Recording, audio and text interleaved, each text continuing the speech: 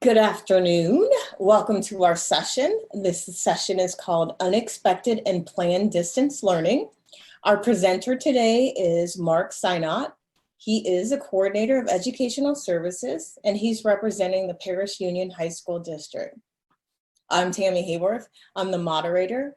I wanted to let you guys know about some of your features in the session today. At the bottom of your screen, you have a chat feature. Feel free to type in any questions that you might have for Mark. I will be moderating those questions. I'll read your questions out loud to Mark. He'll respond to them as they align to the presentation or align to any content that he's presenting. At the very end of the session, I'll actually type in the link taking you back to the main page, and feel free to join us for the closing and the reception afterwards. Thank you. Take it away, Mark. Good afternoon. My name is Mark Synott from Paris Union High School District. We're down in Southern California. That is Paris, P-E-R-R-I-S, not P-A-R-I-S. It's quite different than Paris, France. We're a high school district. We're not unified with the elementary, so we are a little bit different. We only serve grades 7 through 12. We do have one charter school that serves grades 5 through 12, and that's the California Military Institute. And we are a very techie group. We were the first to adopt Chromebooks in the county, or I should say one of the very first, about 6 years ago. All 10,000 students have a Chromebook. All 10,000 students are at home with the kids right now on distance learning, and we are for sure extremely happy that we gave every kid a Chromebook 6 years ago and keep on doing that year after year. We honestly don't know where we would be right now if we didn't do that part. And so today I'm talking about some methods that some things that we've done to get through this crazy time, and some of the things that we were already set up for that have been very useful, and then also going into the future and what everybody's wondering what's happening in the fall. So that's a little bit about me.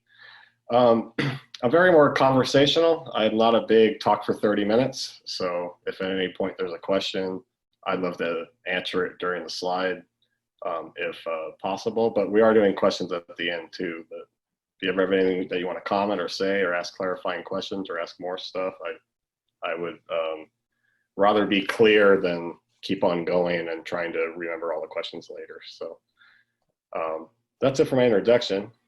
I'm going to keep on moving forward. I'm going to just jump right into kind of what we've been doing. So if you can go to the next slide, Tammy. All right, so this is a screenshot of what it looks like when you log into ClassLink. We use ClassLink for single sign-on. We're a Google district, so every kid has a Google account. And so what ClassLink does is it lets us launch those kids into whatever platform we need without the student having to type in a username or password. So the student logs into their Chromebook once, and once they're logged into their Chromebook, they have access to any of these tools that we publish on ClassLink. So here's a list. This screenshot's a list of just some of ours, and not every single one is launched off of ClassLink, but some of the big ones are. Like you can see Pearson down there, that's a big company. Rosetta Stone, Discovery Education. And then one of our favorites that we've been working with for the past 4 years is Edmentum Plato, and that's over there to the left. And that's really what's been, that's already what 1 out of 5 of our seniors uses Plato to graduate, 1 out of 5. And that was before school closure. So many seniors are now using Edmentum Plato or Edmentum Courseware to graduate this year. So we're extremely happy to have that and all of our other tools. And so I provided this screenshot just to show you kind of where we're at, where we already had this set up prior to school closure. My daughter's school, they were trying to set this up when school closed. And so these kind of platforms, single sign-on platforms, whether you use Clever or ClassLink, they're extremely valuable, because I was trying to put myself in the shoes of a parent. Like I'm a parent to a student that's now at home, but I already know all this stuff, so I was able to easily help her. So I'm trying to imagine a parent that has to know their kids' passwords, and then who at the school is going, who's the contact for when the kid forgets their password? Who has their username? Well, we don't want to deal with any of that. So we use ClassLink so no one has to remember any password. And then if the kid forgets their password to their Chromebook, we install a Chromebook tool. If they're signed out, they can change their password. So kids don't need any adult to get into any of our software. And that's my overall point. And when you don't need adult or intervention to get into a software, that means it's open to all, always, and we never shut these down. And so I wanted to show this, that this is what we already had set up. So it was just carrying it forward with the school closures from coronavirus. And I share this because if your district is still just trying to start out, well, look into tools like ClassLink and Clever and single sign-on tools. The abbreviation you'll find all over in the lingo is just called SSO sign-in. So it's just kind of redundant because it's single sign-on, but that's what they abbreviate. So we were already set up for this. This is how we launch everything, and I wanted to share that with you. But going on to the next slide, we the major thing that we had to pivot on when school closed was we had a district website, but we had, of course, we have an educational services side of it, but it was mainly like, here's a picture of the assistant soup. Here's his picture. Here's his contact number and his extension. Here's the assistant. Here's the director of curriculum. And it's just like a contact page. We wanted to go further because we knew that since everybody's at home, we have to be more specific with what we actually put on the website. So we and our ed services team made an entire new website for our whole community, with the audience purposely to be for parents that need information, that don't know what to do, don't know what to give their students. And so we made this website. We, of course, hit some of the major things. We needed to provide all the curriculum resources for every grade level. So we just spelled it out for everybody. If you're a 7th grade language arts student, you are using this. If you're 8th grade, 9th grade, 10th, just go up the ladder.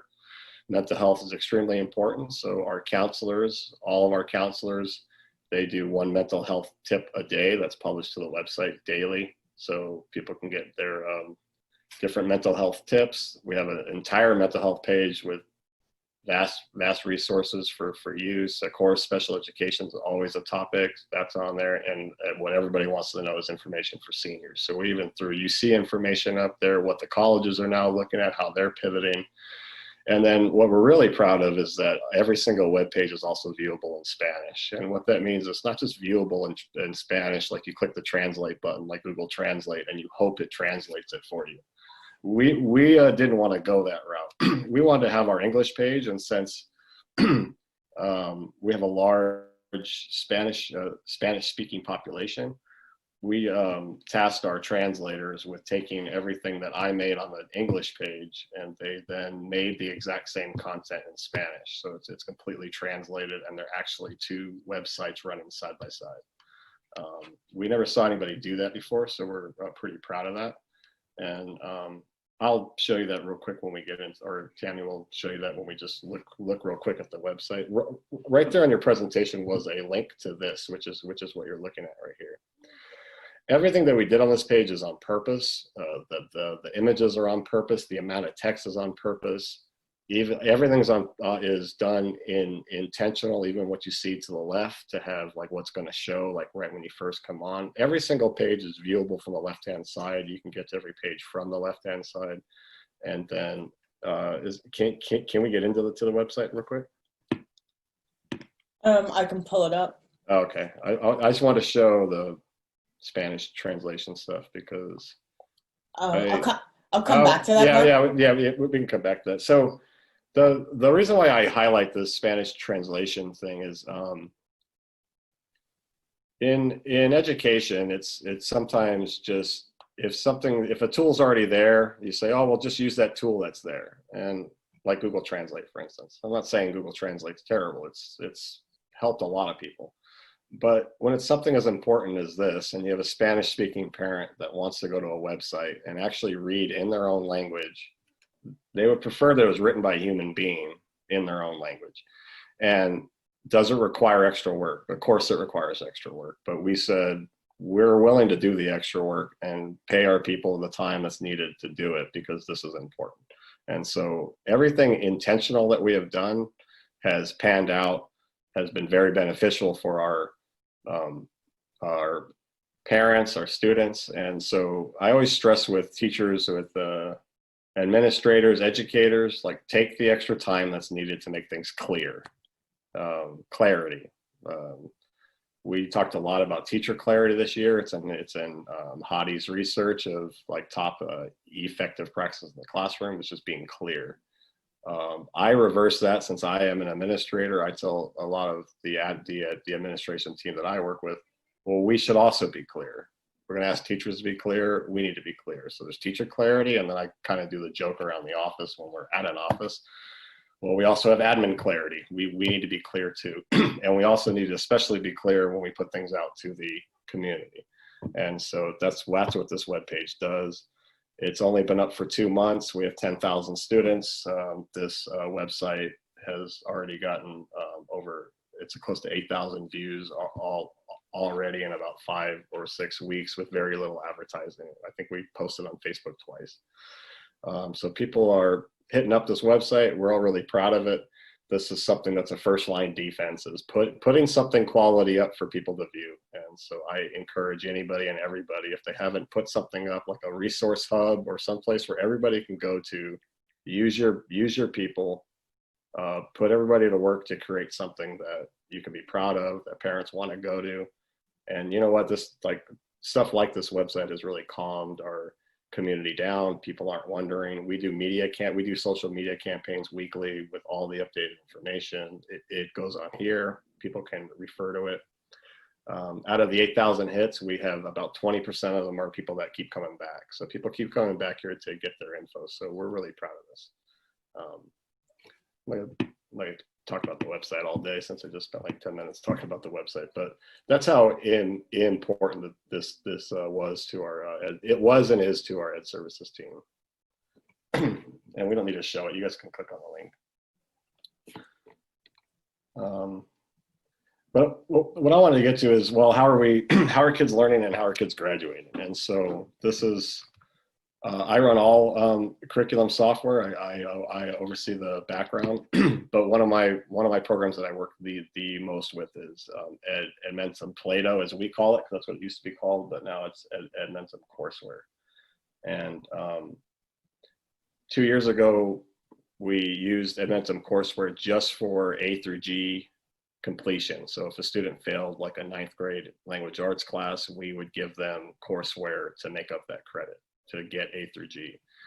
But not every kid's A through G. And so not every kid needs an A through G course. And so we used Edmentum Courseware to create our own courses inside Plato.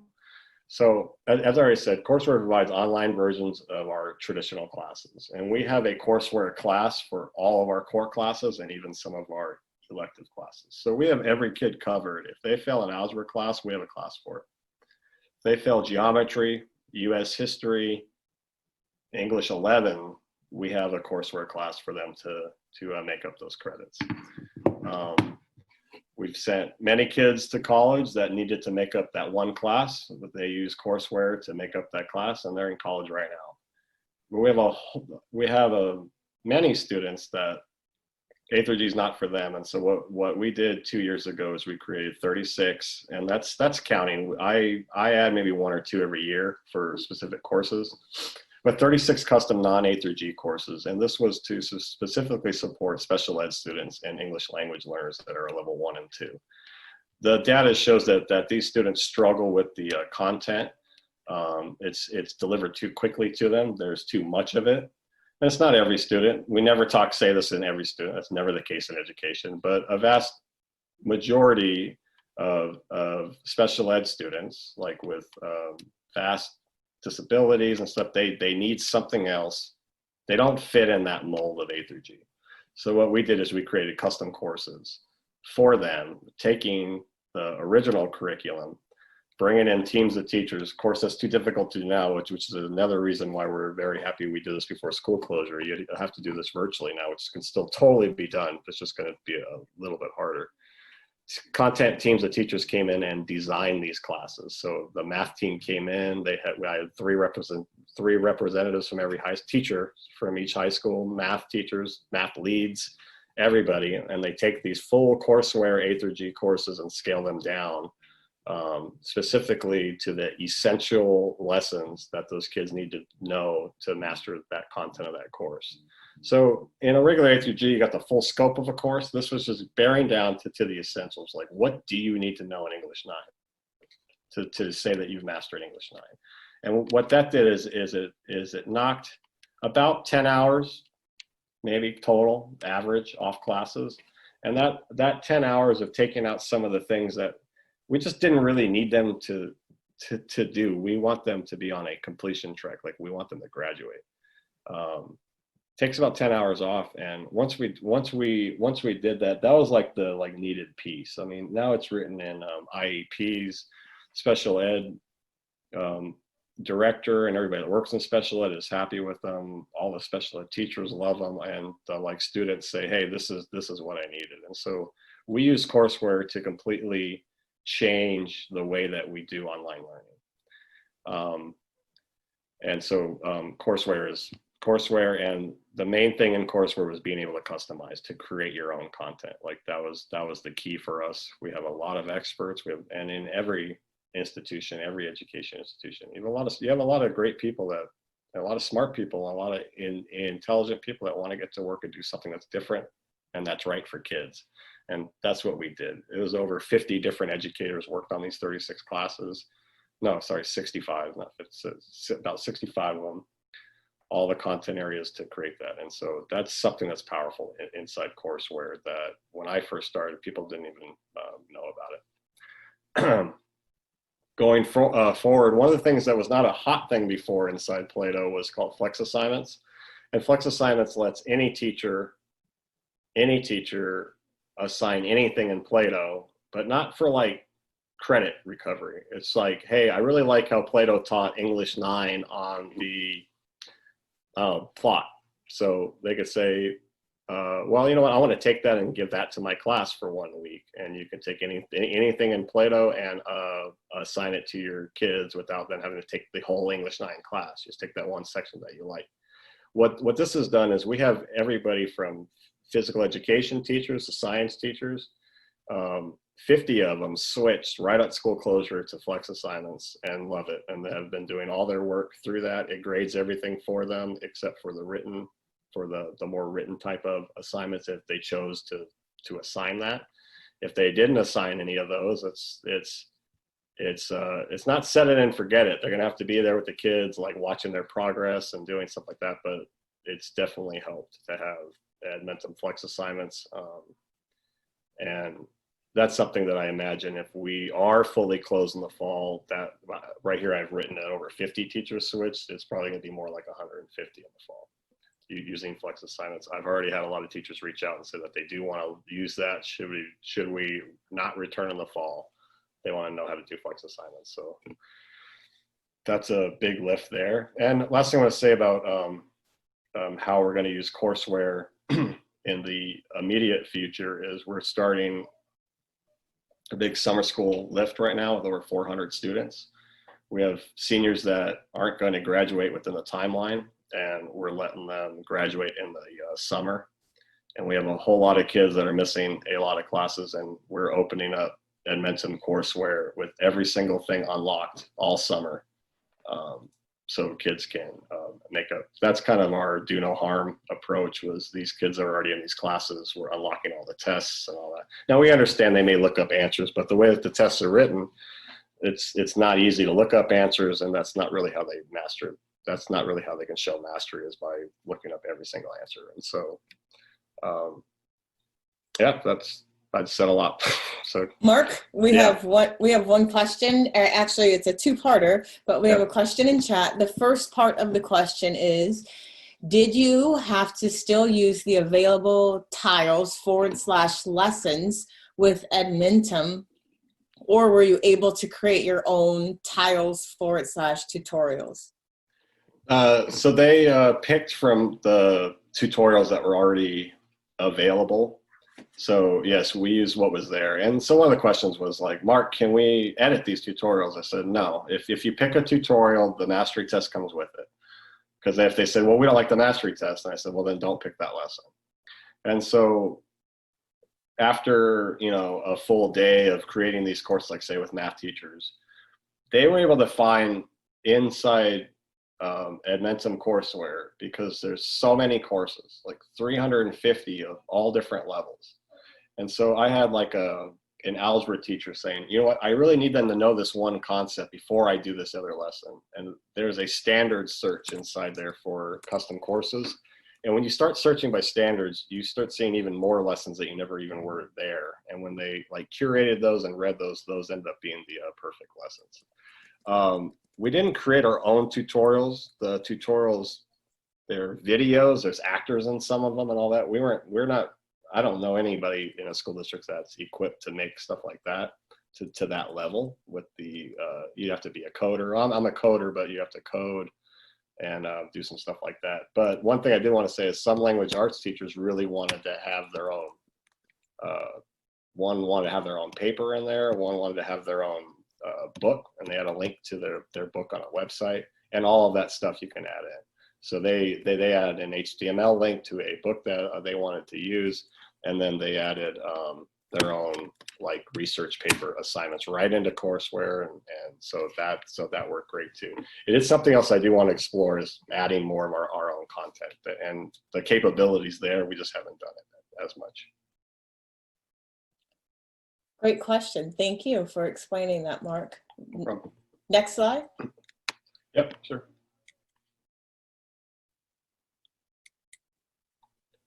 Oops, there you go. Okay, so this is a list of, it's by no means the list, and you see a little button down there, View Edmentum Course Catalog here. That's what I'd click on to view all of Edmentum's courses. You can see here what's checkmarked is every category that these courses are in. So you got math, social studies, just go down the list. The graphics over there to the right say what they're usable for or original credit or credit recovery, or are you trying to do some advanced placements. Virtual learning, obviously that's what we're all in right now, so of course this has worked perfectly for us for virtual learning. And then each course, if you look at the course catalog on the website, will tell you if it's a University of California A through G program. Now I understand not everybody's in California most likely, but it'll give you a little symbol to show you if it's approved or not, and most courses are. So it's an exhaustive list if you really look at it. So when I go into Courseware and even search for courses, I use the search feature. I don't scroll anymore because there's just like 350 of them. I even had a friend, he's going in the military and he wanted to study for the ASVAB test. Well, there's ASVAB courses on there. So I made a fake teacher. I made myself the fake teacher, and I made him the fake student, and he got to study ASVAB. So I mean, they had everything. I took the creative writing course on there just because I wanted to do something, and it was pretty cool. And then I took the Algebra 1 slope lesson because I've been terrible at math all my life, and I finally learned slope. So it's very useful. So check out the Edmentum course catalog if you have questions on like what do they offer. I do want to tell you that they are all College Board approved, and you can't change some of them. And so like what's there is what's there, but I haven't found a bad one yet. And I've been working inside Courseware for 3 years now. So. We have another question, Mark. Yep. And the question is, how are you, the district, currently doing your assessments? Like for each subject area or just in general? Can you talk to probably each course? Okay, inside Edmentum Plato or just yes. in general? Yes, I would talk about Courseware, yes. Okay, so in Courseware, they are doing their mastery tests, unit tests, and even their final when they want to. They're not locked, so they can access them. If they take it once, it'll be locked, and then that's when they have to ask the teacher if they can unlock it. We've done the do no harm approach in California, so their grade is frozen at when we went to school closure on March 13th. And so kids have been using Play-Doh with the tests unlocked to go in and up their grade if they choose to. I can see the question that says, how are you currently doing your assessments? If you're talking district-wide, we use assessments from literally all over the place. Like, we have Pearson tests and Courseware tests, and we use IO Education for our item banks. I could get into the weeds on that. And all of our tests are digital. We utilize the SBAC data system. I guess I just need more specific on what area. Okay, I'll message him. And then next slide, or did you want to comment to this slide? So this side, why I wanted this was, it's just for, if you share this with anybody, or you have that one administrator that's still trying to, like, very black and white on everything. I just more wanted to encourage everyone that at the end of all this, like with COVID and school closures and all that, like, everyone's going to look back and go, like, what do we do for kids? Like, what do we do for them in that time? And people are going to remember all the kids we helped and how we helped them. But they're also going to remember the people that were roadblocks to that. And so I just see, not in my district per se, I mean, I see it all around, but I just see people still trying to toe the line to old ideas and just toe the line to old ways of thinking, because that's how they've always known it. And so when I say finishing the goal and you see that happy kid there at the finish line, I mean, that's the goal. Like, that's why we're all in it and all of that. And so I just, it's more of like a message from me as an administrator to other administrators out there, like lighten up. Like, kids need to move on from this and graduate. And I know many people out there are just doing the right thing, but we also have people out there that are just that are still thinking too much with pocketbooks and still thinking too much in other areas. And when I see an image like this, it's a computer with a graduation cap on it and a student over there at the end, like, that's what it's about.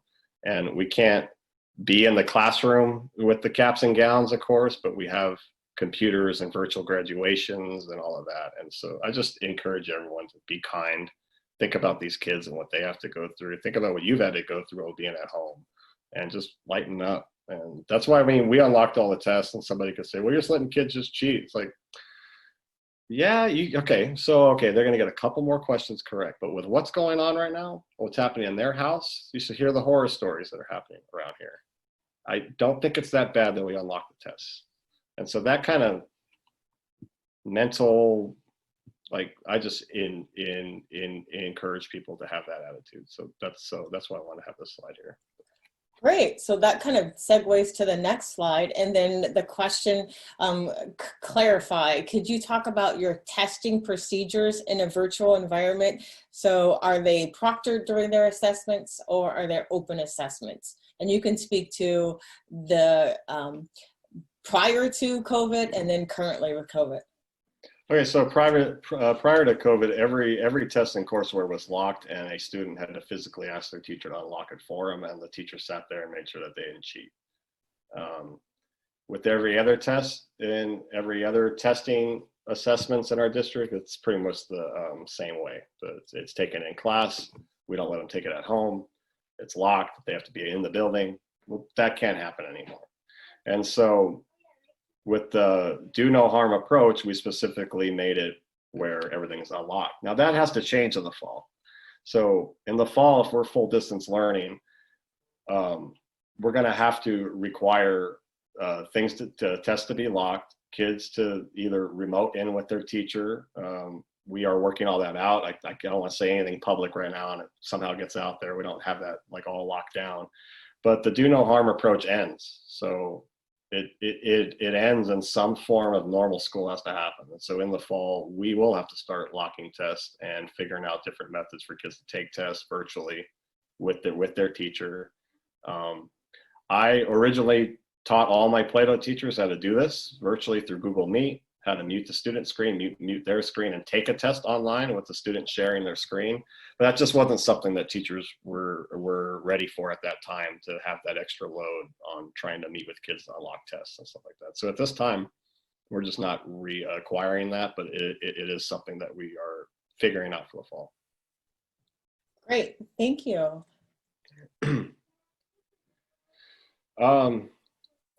If you get a chance, watch the early adopter video. It's down at the bottom right. That'll make all of this make sense.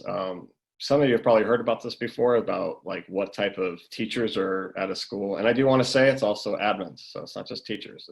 It's actually all staff. It's like, who is an innovator? You've all met these people that they're willing to take risks. You're probably one of them if you're on a virtual meeting right now, and you probably know people that don't take any risks when it comes to technology or how to do things differently. And then you have the early adopters. That's the people that get on board with doing things a different way, with using tech, with using ed tech and doing virtual learning.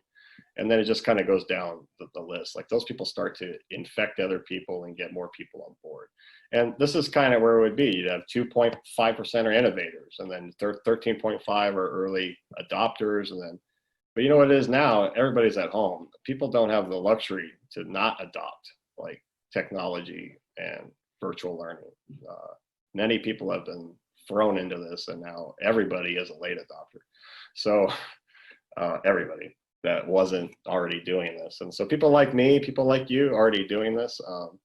And so I want to show how vast things have changed, and the world needs people that can support virtual learning and that can train other people and help other people. Okay, so what's next for us and at PUHSD? We are going to be doing instructional videos over the summer for all of our platforms on how to do everything. One of the things we hear loud and clear from our parents, even though we did the distance learning website, we've given everything, and they're all super thankful for it. They just said, okay, but now I'm in the platform, which is all the work's getting the kid in it.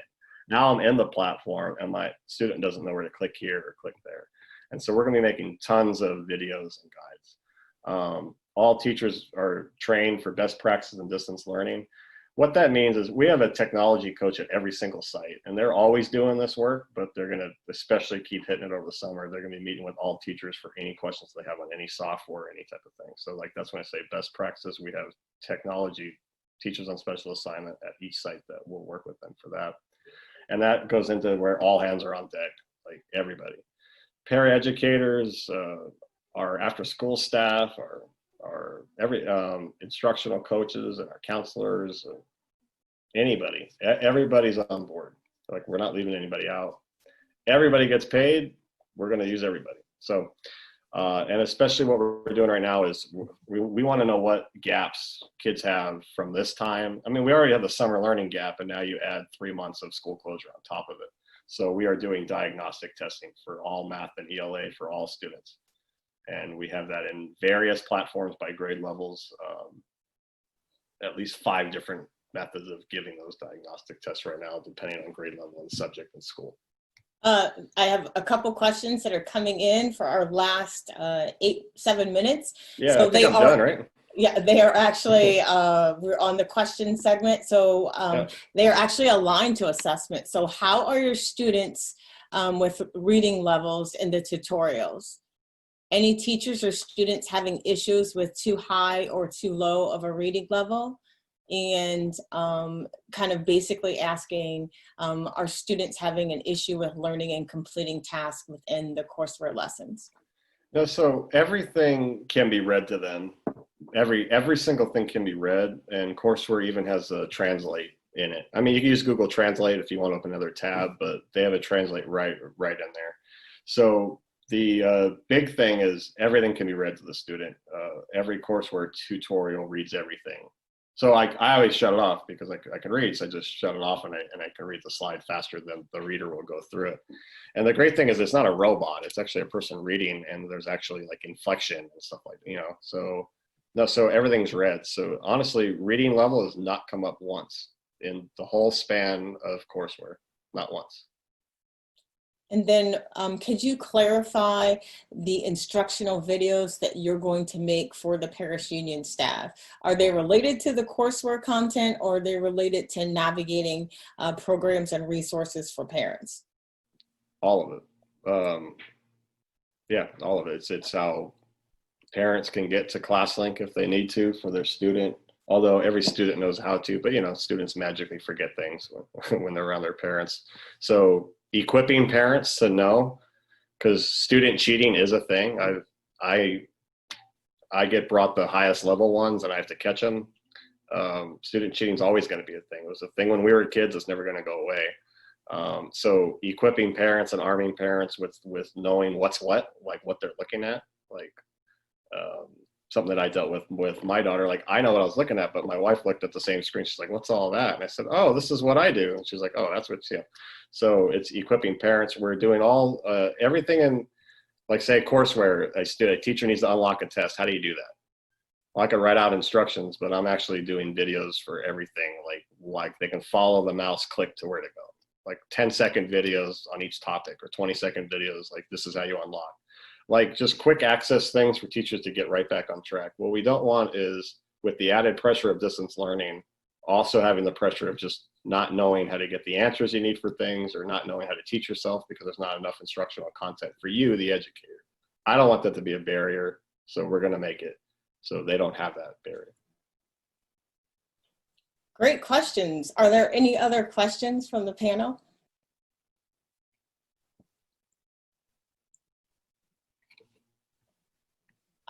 We do have 4 more minutes. You talked in the last slide about the diagnostic assessment. Could you just talk about that and exactly how does that align to courseware? The diagnostic assessment inside courseware? Yes. Is that part of courseware, or is that something else that you're using? No, when I say diagnostic testing, it's like, so we have, say, our 7th graders at the middle school come back, and now they're 8th graders. What do they know in language arts and math? And so we're specifically giving them language arts diagnostic tests and math diagnostic tests. And each grade level kind of has their own, like, chosen one. And so we've let teachers kind of give us what they think are because we want them to read the questions and not like use old questions from like the CST days and stuff like that. We want current SBAC related style questions. We're primarily going for multiple choice just for ease of scoring. We don't want the single answers, although we know how valuable those are. That's just not feasible. So we're using all types of diagnostic tests from different platforms. Great, thank you. Are there any other questions? It looks like there's one more new question. There's a question. It says, our school is an online independent study school. The tests are not proctor and are open to pretty much anyone, but they have a major issue with cheating. Google answers primarily. How are you managing cheating? So there's not I don't have a clear answer on how you manage cheating, because you have to catch the student. And so what I'm doing is training people what to look for always. So last week I had one particular student waste about 7 hours of my personal time because he was taking screenshots and altering them through the Chrome browser to look like he was done with his assignments. And the teachers were like, "Well, he's done." I'm like, "No, he's not." And his mom believed him, and everybody believed him. And so I had to do a virtual call with the mom, with our systems analyst on the phone with me, and I showed the mom live how the student cheated. And she's just like, but it's just training people what to, not just, I hate the word just because it's like easy. It's not easy, but there's no answer to it. But I'm just training people what to look for, especially with screenshots and like weird things and stuff like that. We usually use GoGuardian, and we can check everything. I mean, if you're not familiar with GoGuardian, I mean, that's almost too much.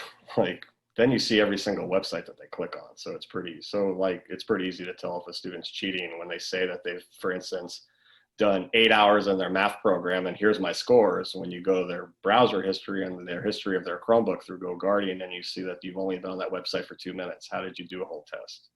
So it can be done. I catch a lot of them, but that's because I deliberately know what to look for and go after them. And then once you catch one, as you know, with kids, and they all hear about it, and then that method that they were using to cheat, nobody does it anymore. And so I broadcast it. I tell teachers what I did. I don't keep it a secret. I say, hey, let me show you how I caught this kid. And over time, we catch them. But I think the most important thing to do, and I know it's harder in virtual learning, is to ask questions that they can't Google. That's basically what we do with our tests when can normally do it. And so it's for the teachers that want to work a little more and actually grade things, they are asking questions that kids can't Google. We have a comment from Mr. Christie. Hello, sir. His comment to everyone was it's not an easy solution and that we have to educate with integrity and hope that they choose to use integrity in the virtual learning environment. So yes, I agree. And I like that word, integrity. And that's like, just because we're all at home, like, let's be good to each other, man. Let's be good to our students. Like, I love that. Well, thank you very much for presenting today and representing Paris Union High School District.